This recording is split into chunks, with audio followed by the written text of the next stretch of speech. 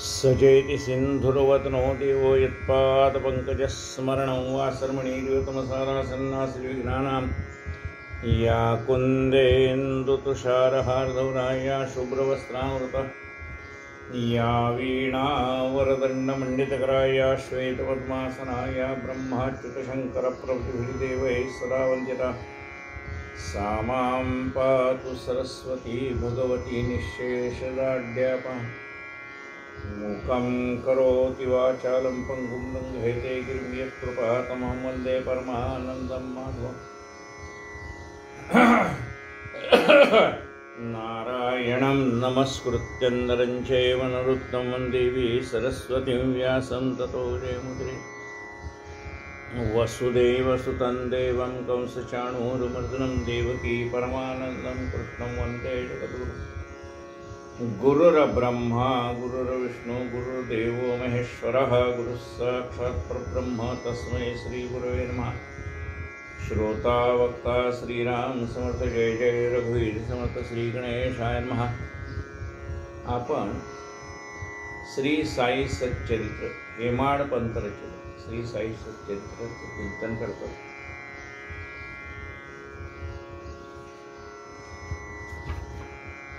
आज 33वा अध्याय आपला सुरू आहे। त्यातली ओवी क्रमांक 120 पासून आपण सुरुवात करू। असो आता कथानुसंधान पुढे चालू पूर्वील कथना पुढे काही कालांतरे करून बाबाही निर्वाण पावले। सन 1918 विजयादशमी सण दसरा पाहोनी बाबाने हा शुभ दिन बरा केला धरार्पण निजदेह।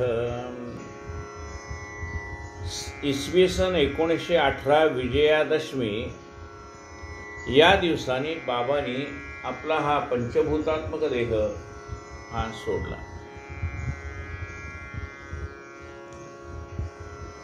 साडेतीन मुहूर्तापैकी एक मुहूर्त आहे विजयादशमी दसरा।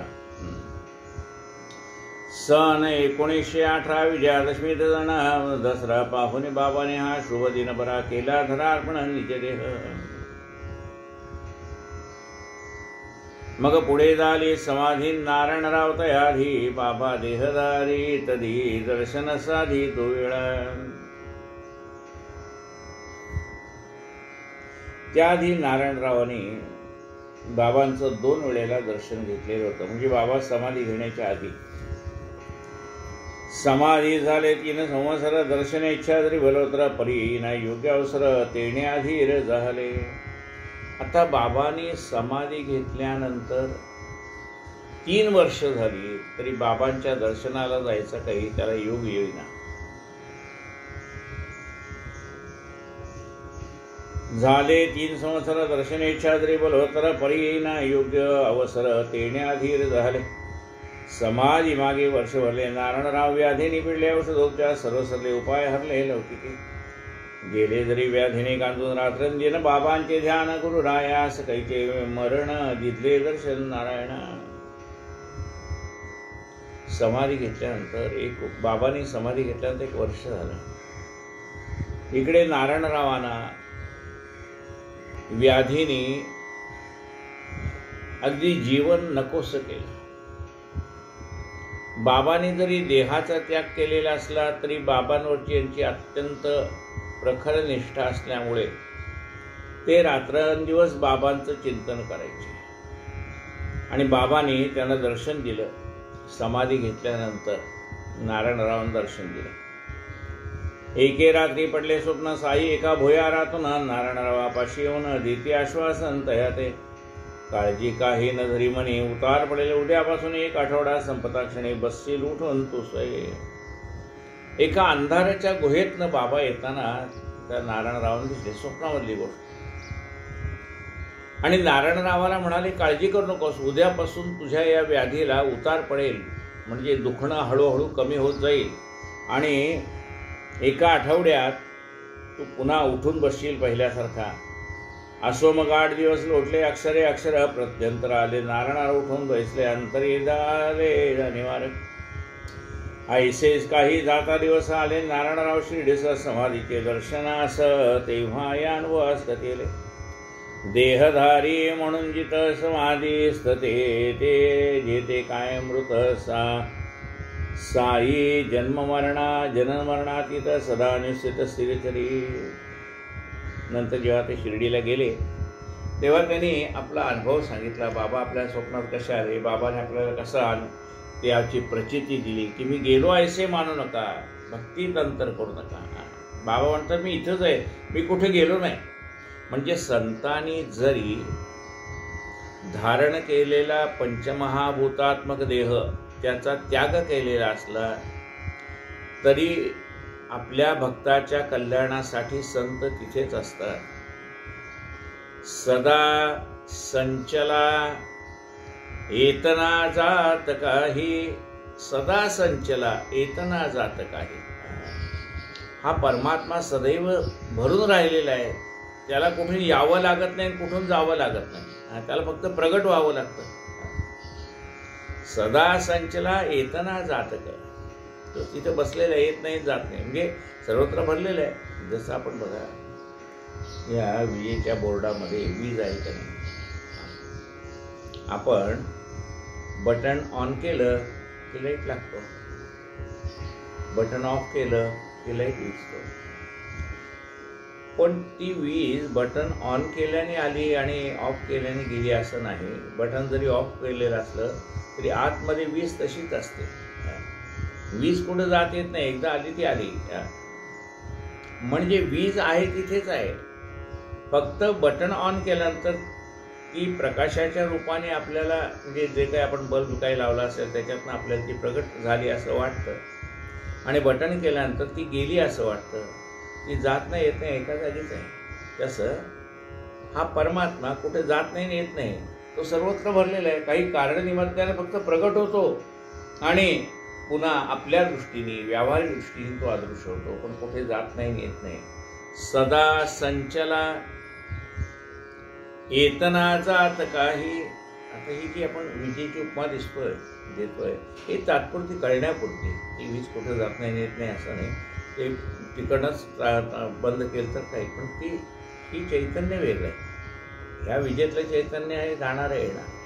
पण कळण्यासाठी व्यावहारिक उदाहरणं द्यावी लागतात, म्हणून तुम्हाला मी हे बोर्डातल्या विजेचं उदाहरण दिलं. ते सर्वथैव त्याला लागू पडेल असं नाही, पण साधारण कळण्यासाठी एक रूपरेषा. जसं आपल्याला म्हणतो चंद्राची कोर दिसण्यासाठी झाड दाखवतात, मग ती झाडाची फांदी दाखवतात, तसं ते हे कळण्यासाठी सदा संचला येतना जात काही हे समजण्यासाठी हे तुम्हाला एक व्यावहारिक उदाहरण दिलं. ते पूर्णच्या पूर्ण लागू पडतं असं नाही, पण कळण्यासाठी दिलेलं उदाहरण.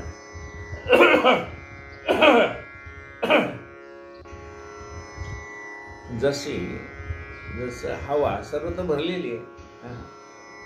पंख्याचं बटन ऑन केलं की फिरायला लागते, आपल्याला वाटतं आली आली, कुठं येत नाही जात नाही. ती आहे, सर्वत्र भरलेली आहे हवा. देहधारी म्हणून जिथं समाधीस्थ ते जेते काय मृत साई जनन मरणातीत सदा निश्चित स्थिरचरी. वन्नी जैसा काष्टीगुप्त दिसेना परित दंद तदंतरहित घर्षण प्रयोगे होई प्रदीप्त तैसा बघतात हा साई. ज्याप्रमाणे लाकडामध्ये अग्नी गुप्त रूपाने वास करत असतो, म्हणजे लाकडामध्ये अग्नी आहेच. आता लाकडामध्ये अग्नी असून लाकूड जळत नाही, गंमत आहे का नाही. लाकडामध्ये अग्नी आहे पण लाकूड जळत नाही. पण ज्या वेळेला हीच दोन लाकडं एकमेकावर आपण घासू त्यावेळेला त्यातनं अग्नी प्रगट होईल आणि तोच अग्नी त्या झाडाला, त्या लाकडाला जाळून टाकेल. आतमध्ये आहे, तो प्रगट झाला की मग तो त्याचा नाश करून जातो. तसा आज चैतन्य रूपाने परमात्मा आहेच. पण तो ज्यावेळेला गुरुनी सांगितलेल्या ज्ञानाचं जे घर्षण आहे, म्हणजे गुरुनी सांगितलेलं ज्ञान शिष्य घेत असलेलं, याच्या त्या घर्षणातनं जे निर्माण होतं ते ज्ञान एकदा प्रगट झालं की मग हा नाशिवंत देह आपल्याला त्याची जी म्हणजे देहात्मक भाव आहे तो जळून जातो आणि शिवात्मक भाव शिल्लक राहतो. म्हणजे मूळ लाकूड अग्निस्वरूप होतं. दोन लाकडं एकमेकावर घासल्यावर काय होतं, लाकडामध्ये गुप्त असलेला अग्नी प्रगट होतो आणि दोन्ही लाकडाला म्हणजे त्या लाकडानं जाळून टाकतो. तसा आतमध्ये असलेले चैतन्य प्रगट झालं म्हणजे गुरुकृपेने त्या घर्षणाने ते प्रगट झालं की काय करतं, आपली जी देहात्मक भावना आहे ती नाहीशी होते आणि आपण शिव होतो. म्हणजे त्या शिवस्वरूपाशी एकरूप होऊन जातो. आपली देहभावना, हा देह म्हणजे मी आहे ही भावना नाहीशी होती, देह नाहीसा होत नाही. मी देह आहे ही जी आपल्या अंतःकरणात भावना आहे ती नाहीशी होते.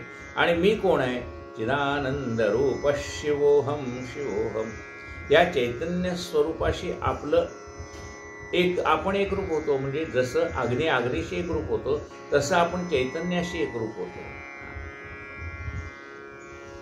वन्ही जैसा काष्टी गुप्त दिसेना परित दंतरहित, घर्षण प्रयोगे होई प्रदीप्त तैसा भक्तार्थ साई.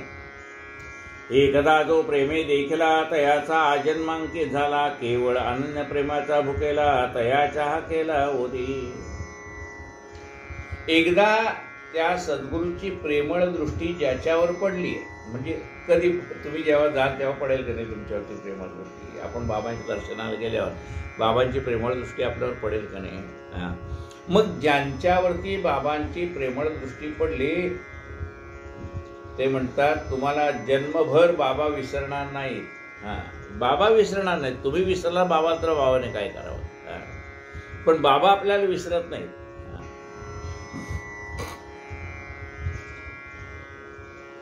एकदा जो प्रेमे देखला तयाचा आजन्मांकित झाला, केवळ अनन्य प्रेमाचा भुकेला तयाचा हा केला ओदी. आता कुणाच्या हाकेला ओ देतो परमात्मा, जो सद्गुरूशी अनन्य आहे त्याच्या हाकेला परमात्मा ओ देतो. तुम्ही हाक मारली तरी येईल ना, तुम्ही हाक मारली तर काय करायचं. ते मूल रडल्याशिवाय आई दूध पाजत नाही, तसं आपण हाक मारल्याशिवाय तो म्हणेल नाही तर त्याचं तो करतोय तर जाऊ दे ना. एकदा काय झालं, दोन माणसाची भांडण चालली होती.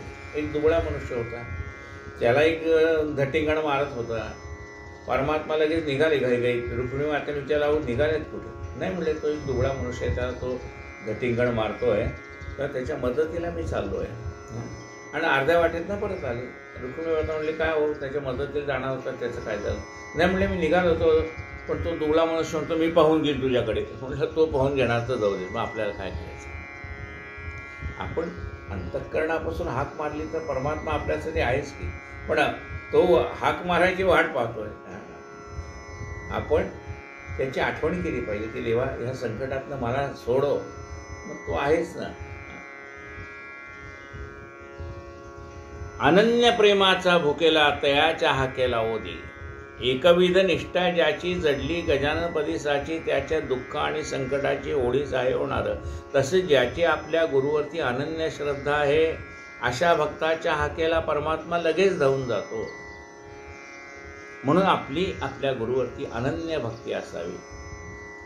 न लगे तयाशी स्थळवा काळ उभा निरंतर, सर्व काळ कैसी कुठून दाबील कळ करणी अकळ तयाची. न लगे तयाशी स्थळ काळ, म्हणजे शिर्डीपासून तुम्ही किती लांब आहेत याच्याशी काही मतलब नाही.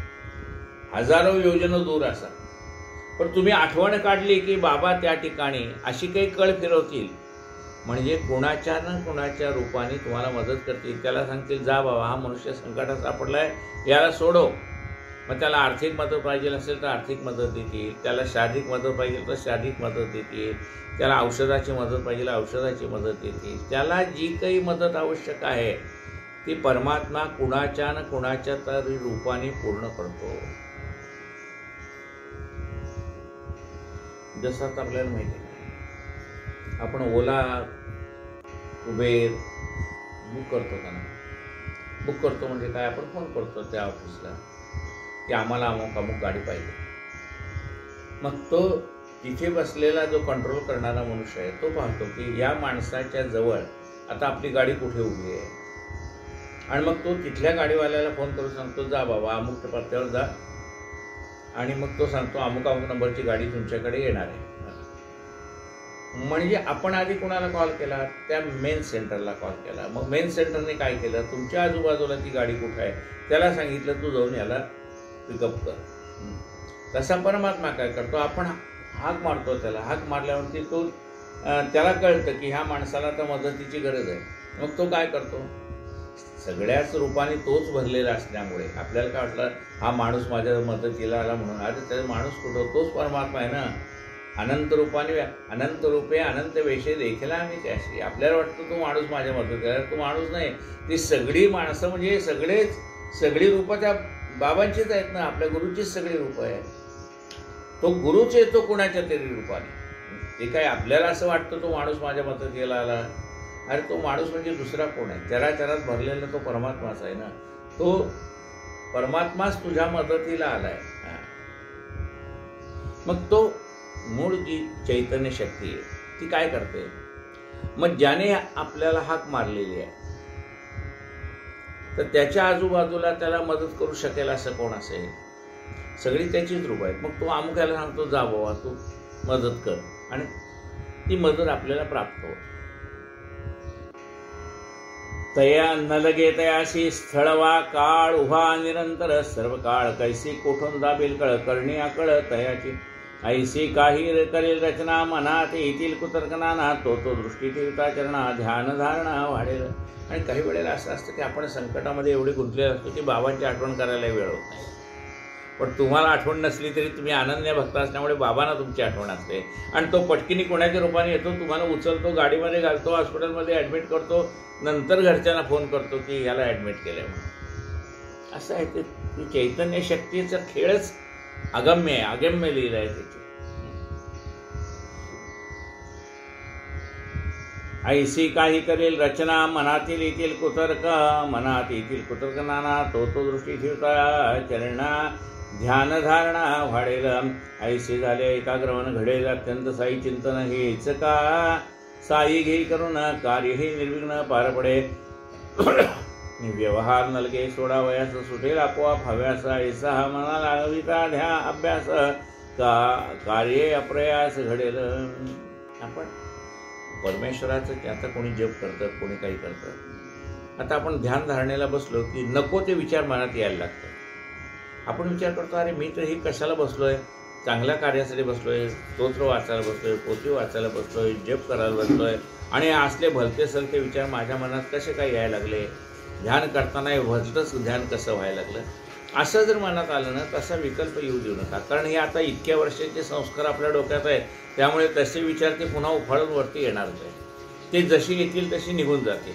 त्यामुळे त्याच्याकडे लक्ष देऊ नका. ते विचार आले ना, त्यांना येऊ द्या. ते जसे आले तसे निघून जातील. हळूहळू तुमचं मन एकाग्र व्हायला लागेल.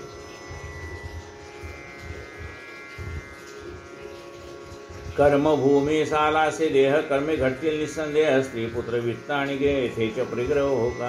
आपण आता देह धारण केलाय म्हणजे देहाच्या योगाने आलेली सगळी नातेवाईक मंडळी आलीच ना.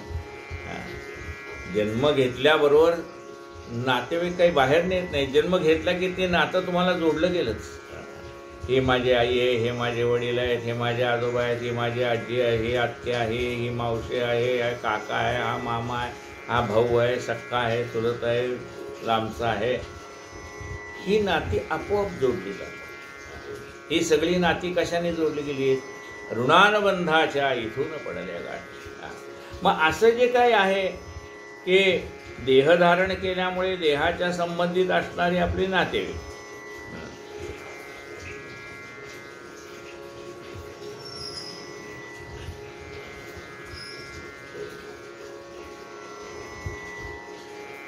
व्यवहार न लगे सोडावयाचा सुटेला कर्मभूमीचा आलासे देह. ओवी क्रमांक 137. कर्मभूमीचा आलासे देह कर्मे घडतील निस्संदेह.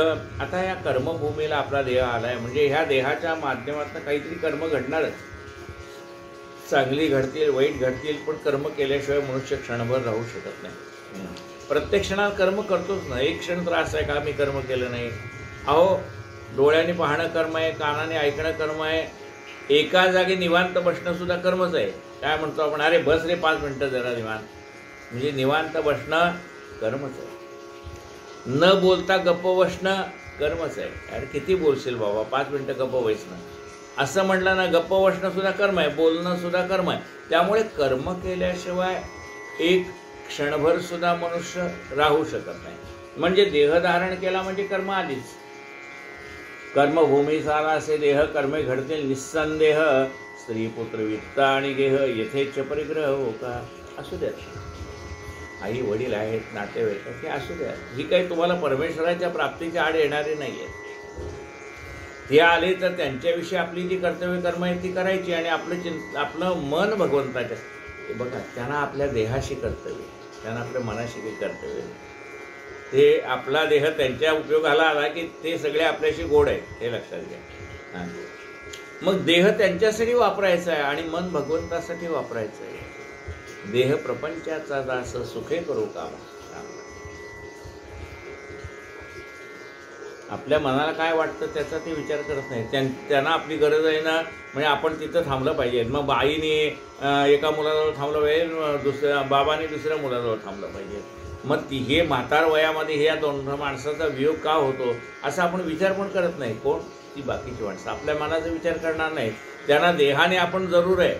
हा मोठा मुलगा म्हणतो माझा मुलगा लहान आहे, त्याच्याकडे लक्ष द्यायला आई तू माझ्याजवळ राहा. हां, तो दुसरा मुलगा म्हणतो माझा पण मूल लहान आहे, बाबा तुम्ही माझ्या मुलाकडे लक्ष द्यायला माझ्याकडे थांबा. आता ह्या म्हातार वयामध्ये आईचा आणि वडिलांचा वियोग होतोय, हा विचार मुलांच्या मनात येणार नाही ना. त्यांना तुमच्या देहाशी कर्तव्य आहे, तुम्हाला काय वाटेल याच्याशी कर्तव्य नाही. म्हणून लक्षात घ्या, प्रपंचामध्ये देहाला महत्त्व आहे. देह त्यांच्यासाठी झिजवायचाच आहे, प्रपंचासाठी झिजवा. तुमच्या मनात काय चाललंय त्यांना कळतंय का? बरं वाटतंय का वाईट वाटतंय याचा ते विचार करत नाही. मग आपलं मन जे आहे ते मन भगवंताकडे लावायचं. देह प्रपंचाकडे लावायचा आणि मन भगवंताकडे लावायचं.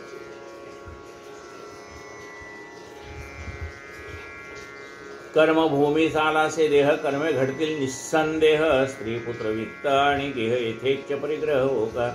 होणार ते होऊ द्या यथेष्ट, सद्गुरु चिंतन आपले अभिष्ट, संकल्प विकल्प होतील नष्ट, निश्चित संचितानिष्ट टळेल. आणि निश्चित निवांत राहावं. जे काही घडतंय ना, चांगलं वाईट बघा, काही दिवस चांगले येणार, काही दिवस वाईट येणार. आपलं मन त्या प्रत्येक परिस्थितीत स्थिर राहिलं पाहिजे. बघा, एक आध्यात्मिक मनुष्य होता, म्हणजे कुणाचं मन स्थिर राहू शकतं? अध्यात्माने विचार करणाऱ्या माणसाचं मन स्थिर राहू शकतं. ज्याला अध्यात्माची बॅकग्राऊंड नाही त्याचं मन स्थिर राहू शकत नाही. तो सुखाने उड्या मारायला लागेल आणि दुःखाने खचून जाईल. कोण? ज्याला अध्यात्माचा टच नाही तो. पण ज्याला अध्यात्माची बॅकग्राऊंड आहे, ज्याला अध्यात्म कळतं, तो मनुष्य सुखामध्येही स्थिर असतो आणि दुःखामध्येही स्थिर असतो. त्याच्या मनाची चलबिचल होत नाही. तो म्हणतो हेही दिवस निघून जातील. त्याला त्या सुखादुःखाचं काही वाटत नाही. तो म्हणतो अहो चालायचंच, काही दिवस सुख येणार, काही दिवस दुःख येणार, काही गोष्टी मनासाठी आवडणार, काही गोष्टी मनाविरुद्ध घडणार. हे अध्यात्मामध्ये विचार करणाऱ्या माणसाला हे कळतं की जीवनामध्ये काही गोष्टी आपल्या मनासारख्या घडणार आणि जीवनामध्ये काही गोष्टी आपल्या मनाविरुद्ध घडणार. त्याची सगळी मानसिक तयारी कुणाची झालेली असते? आध्यात्मिक विचार करणाऱ्या माणसाची ह्या सगळ्या गोष्टीला धैर्य देण्याची मानसिक तयारी झालेली असते. चांगले दिवस आले तरी तो मन स्थिर ठेवतो आणि वाईट दिवस आले तर त्यातनं मार्ग काढण्याचा विचार करतो. लक्षात घ्या, तुम्हाला वाईट परिस्थितीतनं बाहेर कसं पडता येईल? तुमचं मन स्थिर असेल तर त्यातनं मार्ग निघेल. म्हणून आध्यात्मिक माणसाचं काय होतं की वाईट परिस्थिती आली तरी त्याचं मन स्थिर असल्यामुळे तो त्या वाईट परिस्थितीतून सुद्धा काही ना काही मार्ग काढतो. असं कर्मभूमी सालासे देह कर्मे घडतील निस्संदेह, स्त्री पुत्र वित्त आणि गेह यथेच्छ परिग्रह हो गान. होणार ते होऊ दे यथेष्ट, सद्गुरु चिंतन आपले अभिष्ट, संकल्प विकल्प होतील नष्ट, संचित अनिष्ट टळेल. आपल्या मनातल्या मग संकल्प विकल्प नाहीसे व्हायला लागतात, मन स्थिर व्हायला लागतं. आपलं संचित जे काही भोगायचं आहे ते भोगून संपून जातं. पाहुण्या भक्तभाव कैसे साई महानुभाव दावीद भक्ता असे एक अनुभव वाढवीत वैभव भक्तीचे. वाटेल तैसा वेश घेती, मानेल तेथे प्रगट होती, भक्त कल्याणार्थ कुठे फिरती, शिष्य भावार्थी पाहिजे. कुठलाही वेश घेतात. आता सगळीच रूपं भगवंताची आहेत म्हटल्यानंतर ते कोणत्याही वेशाने आपल्याला भेटणार ना. खोलून या कानाची कवाडे, हृदय मंदिर करा उघडे, लिहू द्या ईसा तुलीकडे, भव भय साकडे वारीडे. म्हणून कानाची कवाड मोकळी करा, म्हणजे एकाग्र मनाने श्रवण करा. ऐकलेलं आत मनापर्यंत पोहोचू द्या.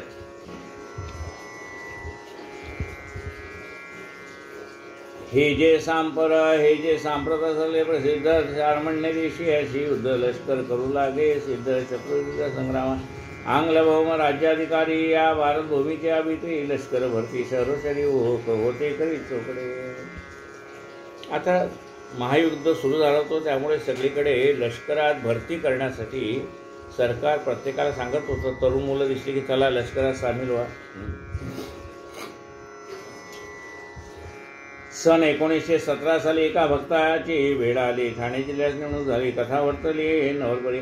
अण्णासाहेब कुलकर्णी नाव जडला, साईच्या निभावा हा त्रिक, साईचा प्रभाव लिहिला अथाव तया ते बहुता वर्षापूर्वी बाळासाहेब भाट्याकर हे प्राप्त झाली. बाबांची छवी होती लावली पूजेस.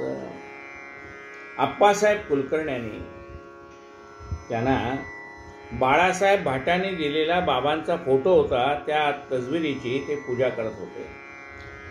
काया वाचा मने करून प्राप्त गंधाक्षर पुष्प घालून नित्यनेमी छबीचे पूजन नैवेद्य समर्पण करीत. बाबांचा फोटो होता, त्याची रोज ते मनापासून पूजा करत, त्याला नैवेद्य दाखवत. सरेल केव्हा कर्मभोग होईल, केव्हा मना जोग, साई प्रत्यक्ष दर्शन योग. आप्पा हृदरोग लागला. मनामध्ये वाटायचं की हे माझं मागच्या जन्मीतलं सगळं भोग कधी संपणार आणि कधी मला बाबांचं दर्शन होणार. साई बाबांच्या छबीचे दर्शन तेही प्रत्यक्ष दर्शनासमान, भाव मात्र असावा पूर्ण, वेळेवर कोण पावाल. आपण कोणत्या दृष्टीने पाहतो ह्याला महत्व. आपण बाबांचा फोटो पाहतोय असं वाटलं तर तो बाबांचा फोटो आहे, आणि आपण असं म्हटलं बाबा प्रत्यक्ष समोर बसलेले तर बाबा बसलेले. तुम्ही कसं त्याच्याकडे पाहणार त्याच्यावर अवलंबून. तुम्ही म्हणाल ही पितळेची मूर्ती आहे, ही चांदीची मूर्ती आहे, ही सोन्याची मूर्ती आहे, ही दगडाची मूर्ती आहे, तर ती दगडाची, पितळेची, चांदीची. आणि ते आपण म्हणाल नाही नाही या ठिकाणी प्रत्यक्ष गोपाळकृष्ण आहे बरं का, हा राम आहे बरं का, ही सीता आहे बरं का, ही महालक्ष्मी आहे बरं का, ही अन्नपूर्णा आहे बरं का, तर ती अन्नपूर्णा आहे. तुम्ही म्हणाल पितळेची मूर्ती, तर पितळेची मूर्ती आहे. तुमचा जसा भाव तसा देव. त्या देवघराच्या फोटोमध्ये आपण फोटो म्हणून पाहिला तर फोटो आहे. आपण म्हणलं ही लक्ष्मी माता इथे बसली आहे, ही कोल्हापूरची देवी आहे आमची, ही आमची तुळजापूरची देवी आहे, हा आमचा जेजुरीचा खंडोबा आहे, असा भाव असेल ना तर तो देव तिथे बसलेलाच आहे ना. मग तो फोटो असो का मूर्ती असो, तो तिथे बसलेला आहे. आणि तुम्ही म्हणलात फोटो आहे, आमच्या घरात देवीचा फोटो आहे, तर फोटोच आहे. तुम्ही म्हणाल आमच्या घरात देवीची मूर्ती, तर मूर्तीच आहे. तुम्ही म्हणाल माझ्या घरात माझी लक्ष्मी माता बसलेली आहे, तर ती बसलेलीच आहे ना. तुमचा जसा भाव आहे तसा तो देवघरातला देव आहे.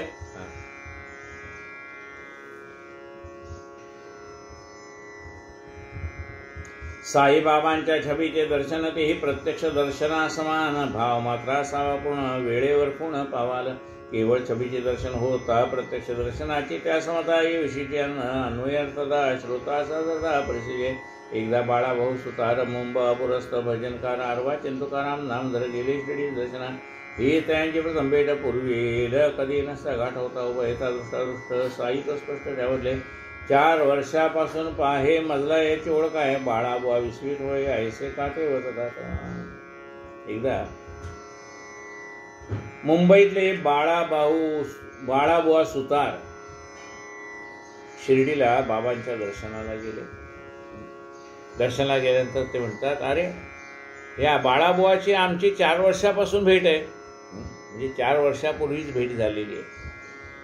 आता बाळाबुवांना असं वाटतं मी तर पहिल्यांदा शिर्डीला आलो, 4 वर्षापूर्वी शिर्डीला आलो नाही, आणि मग तरी त्यांची माझी भेट कशी झाली. एकदा बाळाबुवा सुधान मुंबा पुरस्त भजनकार अर्वा चिंतुकाराम नामधर गेले शिर्डी दर्शना. ही स्त्रियांची प्रथम भेट पूर्वील काळी नसता गाठ होता. उभयता दृष्टादृष्ट साहित्य स्पष्ट वरलेल्या 4 वर्षापासून पाहे मजला याची ओळख आहे. बाळाबुवा विस्मित होय ऐसे काय होतात.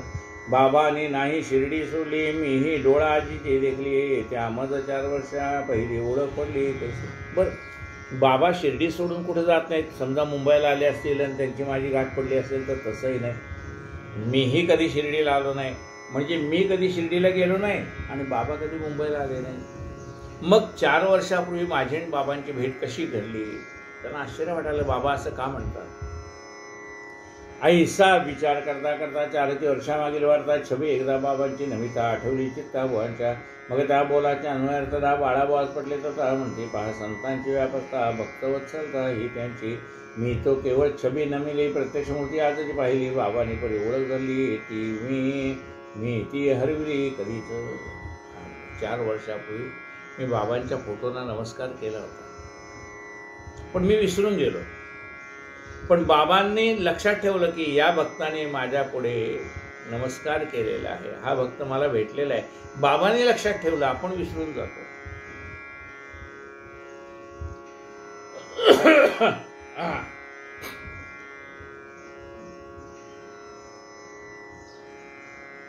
हरविली म्हणणे हे न सार्थक की तात्काळ कळे ना बोलादार्थ छबी न म्हणी.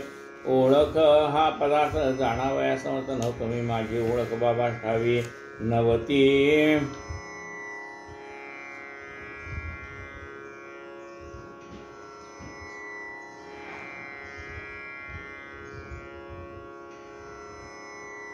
माझी ओळख बाबा ठावी माझ्याही ते तो नव्हती गावी. त्या संतांचे आठवण द्यावी तेव्हाच पडावी त्याच्याही.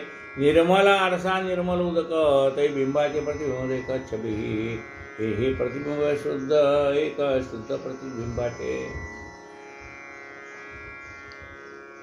आरशामध्ये आपला चेहरा आपल्याला दिसतो खरं आहे, पण त्या आरशावरती धूळ बसली असेल तर आपला चेहरा आपल्याला त्या आरशात दिसत नाही.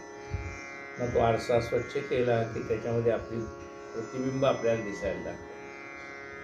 गढूळ पाण्यामध्ये आपल्याला आपलं प्रतिबिंब दिसत नाही, पण पाणी निर्मळ असेल तर त्याच्यामध्ये आपलं प्रतिबिंब दिसतं. तसं आपलं हृदय निर्मळ असलं तर आपलं ते परमात्म्याचं प्रतिबिंब आपल्याला दिसतं. म्हणून संतांच्या छबीचे दर्शन आहे प्रत्यक्ष दर्शनासमान. सर्वदर्शी संतांची जाण तीचही शिकवण सर्वात. म्हणून त्या छबीचं दर्शन घेतलं तरी सुद्धा आपण त्या परमात्म्याचं दर्शन घेतल्यासारखं आहे. म्हणजे फोटोचं दर्शन घेतलं तरी बाबांचं दर्शन घेतल्यासारखं आहे.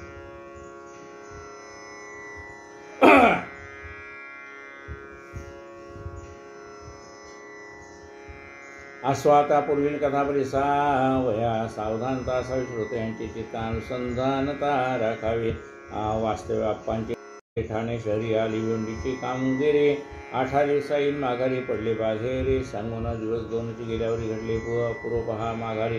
पातळी फकीरदारी तयाचे घरी ठाण्यासह होता त्याचे दृष्टादृष्ट साई सर्वास वाटले स्पष्ट. छबीचे साम्य नखशी कांत रूपरेखेत संपूर्ण. कुटुंबाने मुले बाळे फकीराकडे सर्वांचे डोळे विस्मयापन्न झाले झाले. बाबा चाले वाटले पूर्वीनं कोणास प्रत्यक्ष दर्शन परी. बाबे छबीच्या सादृशावरून हेच ते बाबा ऐसे जाणून जिज्ञासा संपन्न झाले. साई शिर्डीचे तेच की आपण अवघे परिकरास केला प्रश्न. तया तो फकीर करीले निवेदन श्रुती सावधान परिसावे.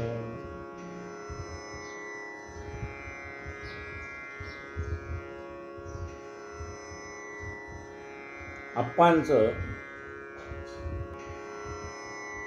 वास्तव्य अप्पांचे ठाणे शहरी. अप्पांचं ठाण्या शहराला वास्तव्य होतं. त्यांना भिवंडीचं काही काम आलं म्हणून 8 दिवसांनी परत येईल असं सांगून ते अप्पा भिवंडीला निघून गेले. अप्पा भिवंडीला निघून गेल्यानंतर 2 दिवस गेले आणि इकडे काय घडलं. एक फकीर आलाय अप्पांच्या घरी ठाण्याला.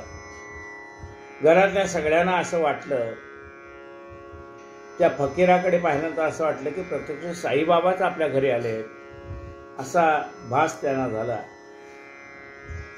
आणि मग त्यांनी त्या फकीराला विचारलं की आपण शिर्डीचे साईबाबा तर नाहीत ना?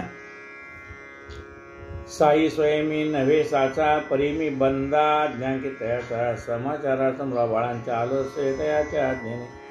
म्हणले मी साईबाबा नाही आहे, मी साईबाबाचा भक्त आहे, पण साईबाबांच्याच आज्ञेवरून तुमची चौकशी करायला आलेलो आहे. पुढे तो मागू लागला. दक्षिणा मुलांची माता करी संभावना एक पाहिली. दक्षिणा उदी प्रधाना तोही करी देई. साईबाबांची उदी पुढे बांधून बाई प्रती ठेवी पुढे त्या ठेवीचे रंगली सौभाग्य प्राप्ती होईल. त्यांनी उदी दिली. म्हणली ही उदी घे आणि बाबांच्या फोटोजवळ ठेवून दे. त्यांनी दक्षिणा दिली, ती घेतली त्या फकीराने. ऐसा संभाळण्याचे कार्यार्थ साई असेल मार्ग लक्ष द्यायचे म्हणून निरोप घेत झाला मार्गस्थ फकीर. आता बाबा माझी वाट पाहते असं म्हणून तो फकीर निघून गेला.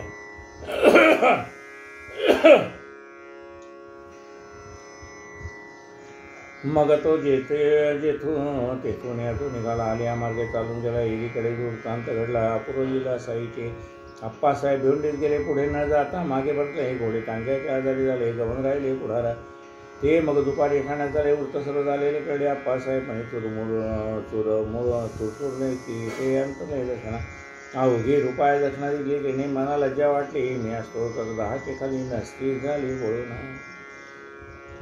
आप्पासाहेब जे भिवंडीला गेले होते, वाटेमध्ये घोडा आजारी पडलं म्हणून ते परत आले. घरच्यांनी सगळी सांगितली असे बाबांच्या सारखा दिसणारा मनुष्याला आम्हाला वाटलं बाबाच आले. आम्ही त्याला 1 रुपया दिला. त्याने उदी दिलेली आहे आणि म्हणले मी असतो तर कमीत कमी 10 रुपये तर दिले असते. असा विचार आप्पांच्या मनामध्ये आला.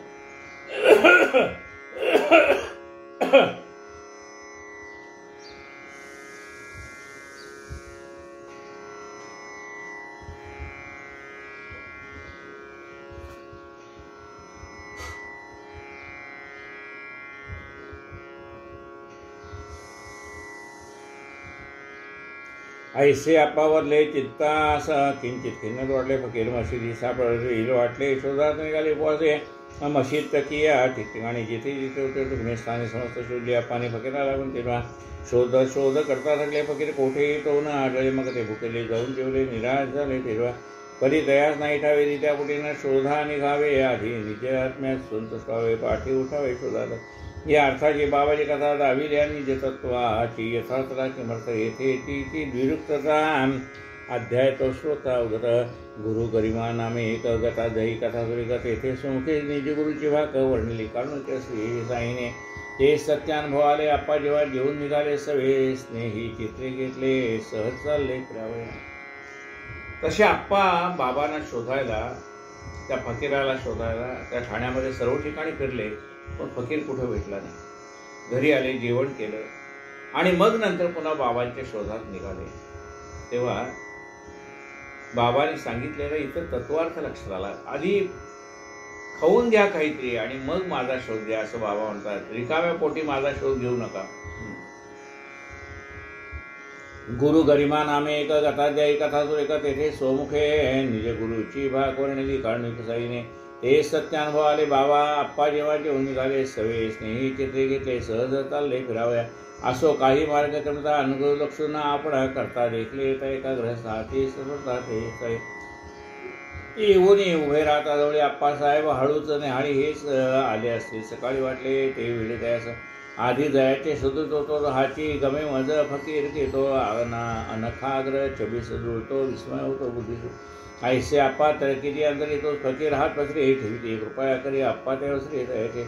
आणिक मागता आणिक एका दिला त्यावर 3रा देख पदरितो फकीर मागे आणिक नवर कौतुक पुढे. चित्रावासे होते 3 तीही आप्पा घेती मागून देते. त्या फकीराला गुन्हा तरी तो नाही न मागता. आप्पासाहेब होते ऐसा अनेक देईन येता असं बरे म्हणून घराकडे तिघे ते समयास परतले. घरी येतात आणि किनाती तिथले रुपये काढून झाले नव्हतरी अजून फकीर समाधान पावेना. पुढील अधिक दक्षिणा मागता आप्पासाहेब होते तत्वा बंदीची 10ची नोटचे आता बाकी राहिले. सुटे रुपये सरसरले नाही दुसरे काही उरले नोटरी दीनसा फकीर बोले तैसी केले. आप्पाने नोट जो हाती लागे 9 देऊन टाके वागे फकीर. मग तो आलिया मार्गे गेला अति वेगे पडतोनी.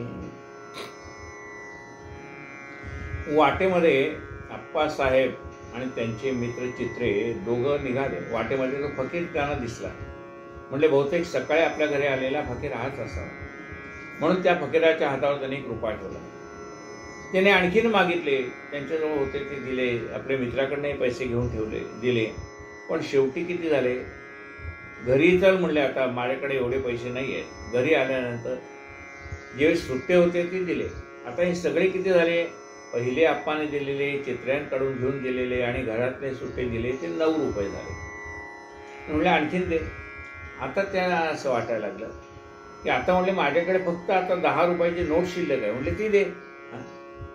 आणि ती नोट त्यांनी घेतली आणि पहिली जे सुट्टे 9 रुपये दिले होते ते त्यांनी आप्पांना परत करून टाकले. म्हणजे या ठिकाणी संकल्प कसा होता त्याचा, मी 10ची नोट देईल. ती 10ची नोट बाबांनी त्याच्याकडनं घेतली, कारण संकल्प होता त्याचा, पूर्ण करायचा होता बाबांना. म्हणून बाबांनी त्याच्याकडनं 10ची नोट घेतली आणि हे जे त्यांनी 9 रुपये सुट्टे दिले होते ते बाबांनी त्याला परत देऊन टाकले. नोट जवती हाती लागे, 9 देऊन टाके मागे. फकीर मग तो आल्या मार्गे गेला, ते वेगळे पडतोने. पाहता या कथेचे सार्थ, या भक्ताचे जैसे उद्गार तैसे ते पूर्ण करून घेणार. विदेशाच्या साहित्य पाहून श्रोत्यांची श्रोण चुकता तेचे अर्थीची. आणि वार्ता स्मरली जी मद प्रसंगोपातता, ते सादरता परिसावी आहेत. एक भक्त भाविकांना आम्ही हरिभाऊ कर्णिक, डहाणू ग्रामीचे स्थायिक, अनन्य पायिक साईचे. हरिभाऊ कर्णिक म्हणून डहाणूचे एक बाबांचे भक्त.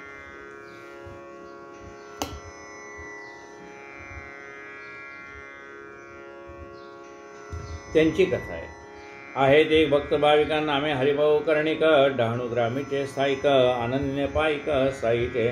सन 1917 पाहून गुरुपौर्णिमा पवित्र करू आली शिर्डीची यात्रा. त्या अल्पचरित्रा सांगतो.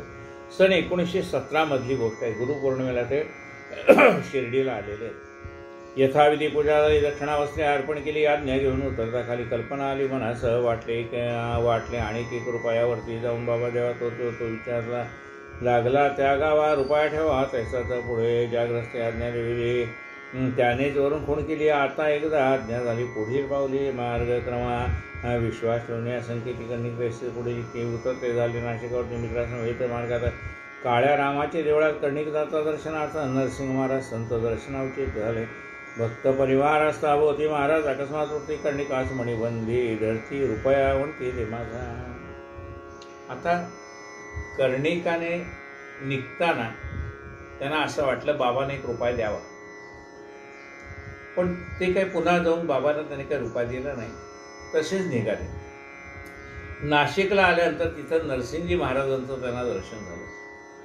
त्यांनी कर्णिकांनी नरसिंहजी बाबांचं दर्शन घेतलं आणि जसं ते निघाले तसं नरसिंहजी बाबांनी त्यांचं मनगट धरलं आणि सांगितलं, अरे 1 रुपया दे मला, माझा रुपया मला दे.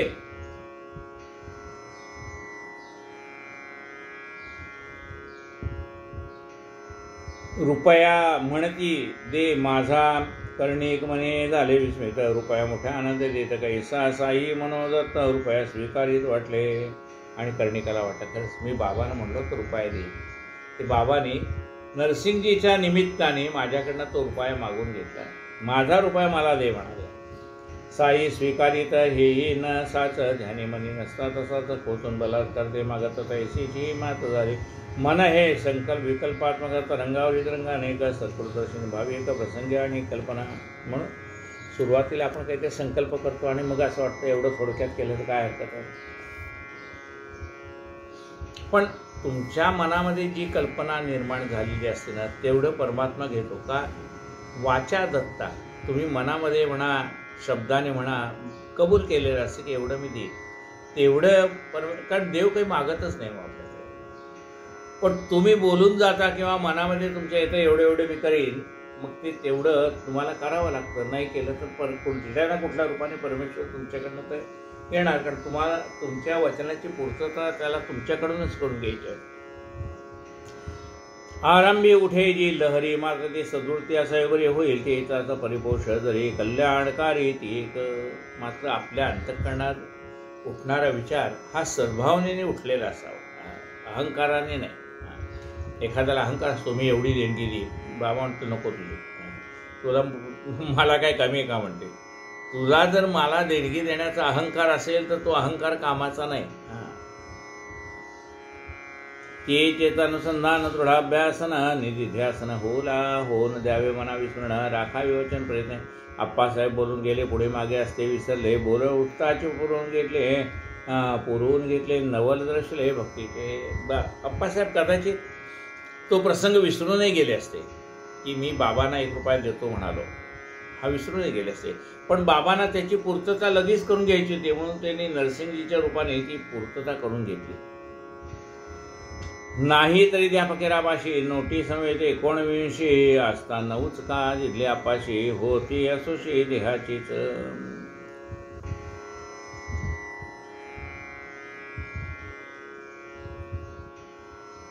जयास बाबाचा लागला करा तो हा 9 पुतळ्यांचा हार नवीन भक्ती प्रेम निकर स्मरण प्रकार बाबांचा देह विसर्जन कथा ऐकता स्वयं बाबा निज देह त्यागिता कडू येईल अभिनव दानता नवदान देता ते समय दिधला काया वाचा म्हणे 1 रुपया कुटुंबाने स्वीकारता ते संतोषपणे अधिक मागणे नव्हते ते करी ते निज कुटुंबास देणे. अप्पाचे मनास वाटले उणे मी असतो तर देतो 10 गुणे फकीरा कारणे तेव्हाच. वास्तविक अप्पाच्या पत्नीने त्यांना 1 रुपया दिला होता. बाबा त्यातही समाधानी होते. पण अप्पांना अहंकार काय झाला, मी असतो तर 10 रुपये दिले असते. आता तू म्हणतोस तर दे म्हणून घेतले. तुला अहंकार झाला, मी देतो. बाबा म्हणले तुला एवढं देतो आहे तर मोकळा होता शब्दातनं.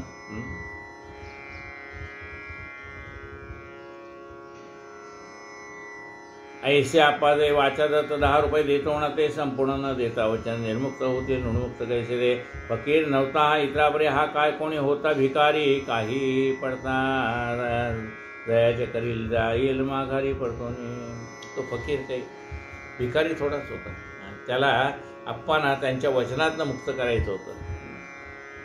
झाले नव्हते दिवस कथा बोलते आज दिवशीच मागुती येत परिते कोणीही फकीरा परिचित म्हणून सासंकेत आप्पा रे आरंभी मागणे करते वेळे 6 रुपये होते जोडी परिती रक्कम आता वेगळी तर केली ना याने असो आप्पावरी प्रेम नसते फकीर वेशे बाबा काय ते जरी दक्षिणेची मिश न करते कथेस येते रसकाईचं. आप्पावरती प्रेम होतं म्हणून तर बाबा त्याच्या घरी गेले. भक्तावरती प्रेम असल्याशिवाय बाबा आपल्या घरी कशाला येते.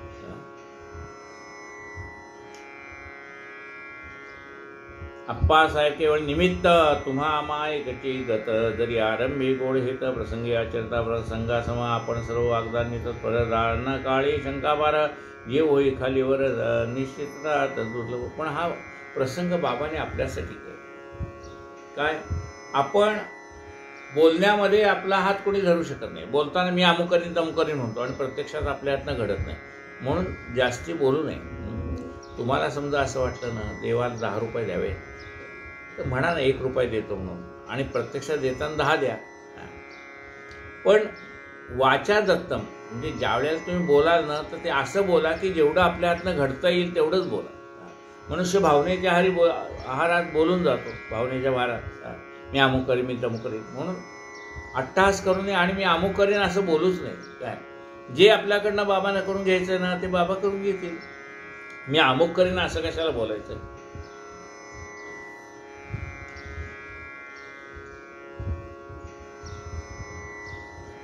आपण सर्व वाग्दानी तत्पर दान काळी शंका फार. आपण बोलताना बोलून जातो आणि प्रत्यक्ष दान करायची वेळ येते त्यावेळेला आपण मग मागे पुढे करतो. दान काळी शंका फार जीव होई खालीवर निश्चितता तर दुर्लभ तथापि ही ताणे मीठ बोलायचे तर जो वागेल खरे करून दावील निज बोल एखादा चला हरीचा. म्हणून आपल्याला हितकर असणार कमी बोलावं आणि तथापि हित आणि मित बोलेल. हितकर आणि मित म्हणजे थोडक्यात आपल्या मनातले विचार माणसाला कमीत कमी शब्दात व्यक्त करता आले पाहिजे. उगी लांबण लावायची 15-15 मिनिटं अर्धा तास. काय मुद्दा आहे तुमच्या बोलण्याचा, तात्पर्य काय, कशासाठी हा विषय, तेवढा विषय कमीत कमी शब्दात मांडावा त्यातनं बाहेर पडावं. आपण कुठल्याही विषयात कशातही गुंतून पडू नये. त्यातनं बाहेर कसं पडता येईल याचा विचार पहिल्यांदा करावा. तथापि हित आणि मित बोलेल, बोलायसेच जो वागेल. म्हणून बोले तैसा चाले त्याची वंदावी पाऊले. बोला ऐसे जो वागेला खरी करून द्यावी निज बोल. एखादाच लाल हरीचा, असा एखादाच भगवंताचा भक्त असतो. बोले तैसा चाले. असो जो भक्त अनन्य भाविक, जो जो जे जे आर्थिका मुख स्वाहिका मुष्मिक साई फलदायक समर्थ. मग तुमची जशी इच्छा असेल बाबा पूर्ण करतात. जरी हे आप्पासाहेब हुशार आंग्ल विद्याविषयक चतुर आरंभी 40 टिकल्याच पगार देत सरकार तया दे ते पुढे विलत हळूहळू वाढू लागला. 40च्या भोगडीवरचा पगार झाला आता झाला असेल. सुरुवात त्यांना 40 रुपयेच पगार होता. पण जशी बाबांची सेवा करायला लागली, जशी फोटोची सेवा करायला लागले, बाबांच्या तसबिरीची पूजा बाबा म्हणून करू लागले, तसतसे त्यांना पैसे वाढतच गेले, कमी नाही झाले, पैसे वाढत गेले.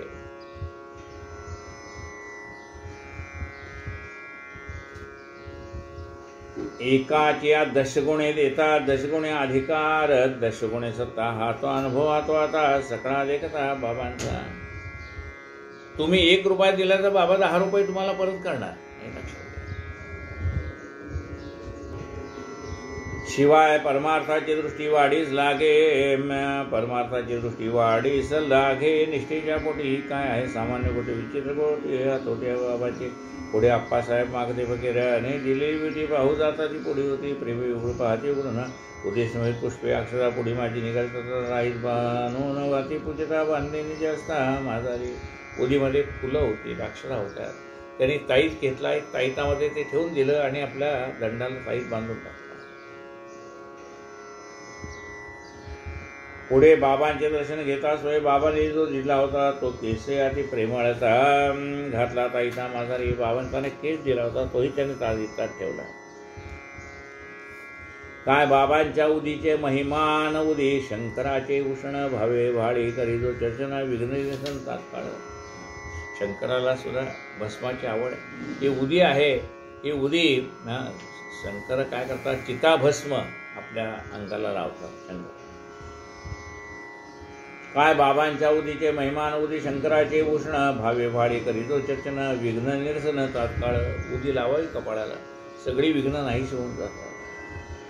करुणी मुखमार्जन स्नान करी जो नित्य उदीचे लेपन चरण तीर्थ समेत पान पुण्य पावन होईल तो. आपण देवापुढे उदबत्ती लावतो ना, आता त्याच्यामध्ये केमिकल असतात त्यामुळे ते तोंडात घालू दे, पण कपाळाला लावायला काय हरकत.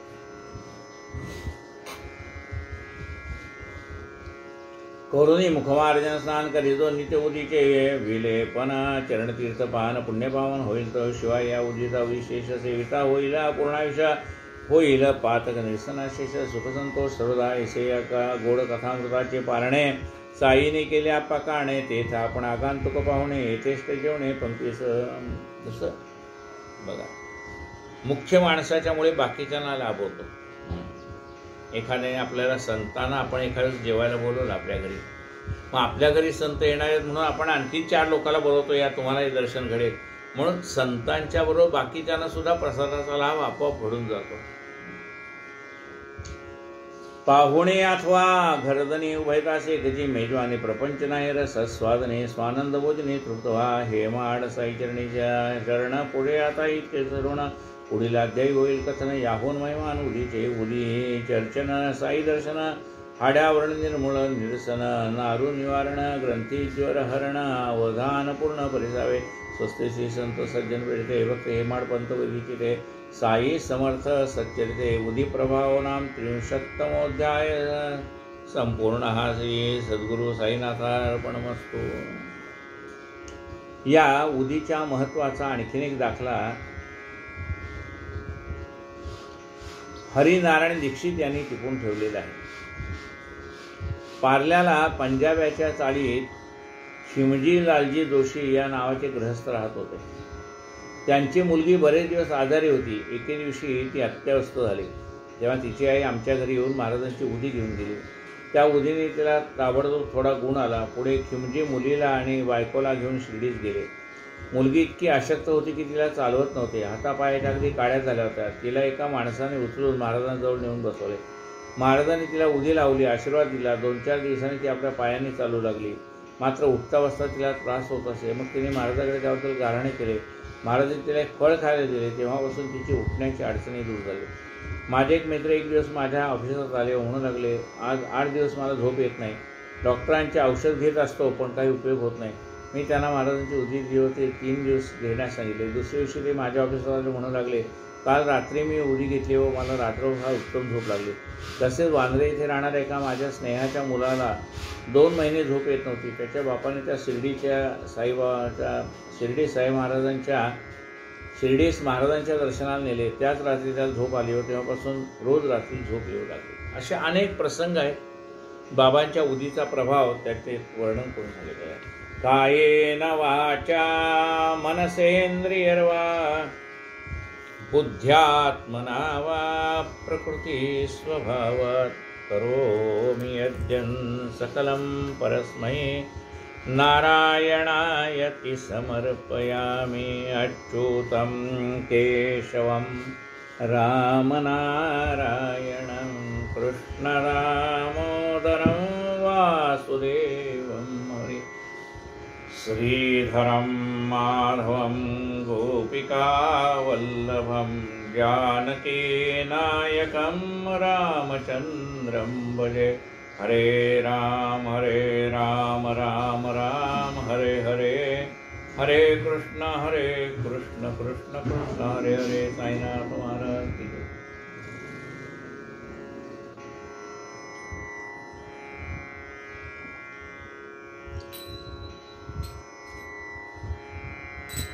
आरती साई बाबा सख्यदातार जीवा चरण रजतळी यावा दासा विसावा भक्ता विसावा. आरती साई बाबा जाळूनिया अनंग स्वस्वरूपी राहे दंग मुमुक्षु जनारावी निज डोळा श्रीरंग आरती साई बाबा. जया मनी जैसा भाव तया तैसा अनुभव ताविसी दया घनायसी तुझी ही माव आरती साई बाबा. तुमचे नाम ध्याता हरे संस्कृती व्यथा अगाध तव करणी मार्ग दाविसी अनाथ आरती साई बाबा. कलियुगी अवतार सकुण ब्रह्म साचार अवतीर्ण झालासे स्वामी दत्त दिगंबर आरती साई बाबा. 8 दिसा गुरुवारी भक्त करीती वारी प्रभुपद पहावय भवभय निवारी आरती साई बाबा. माझा निज द्रव्य ठेवा तव चरण रज सेवा मागणेची आता तुम्हा देवाधिदेव आरती साई बाबा. इच्छित दिन चातक निर्मल तोय निज सुख पादावे माधवाय सांभाळ अपुरी भात आरती साई बाबा. आरती साई बाबा सौख्यदातारा जीवा चरण रजतळी यावा दासा विसावा भक्ता विसावा आरती साई बाबा. कलिंदु सांगण वंदन चरण गव्यानि पाहि रूप तुझे प्रेमे आनंदेन आनंद पूजन भावे वाळे नमः नमः. त्वमेव माता पिता त्वमेव बंधु सखा त्वमेव विद्यारणं त्वमेव सर्वं काय नवाच्या संजय बाबा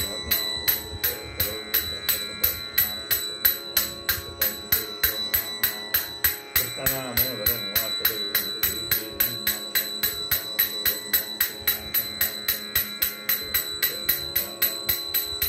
हरे कृष्ण कृष्ण कृष्ण हरे हरे, हरे राम राम राम हरे हरे, हरे कृष्ण कृष्ण कृष्ण। साईनाथ महाराज की जय।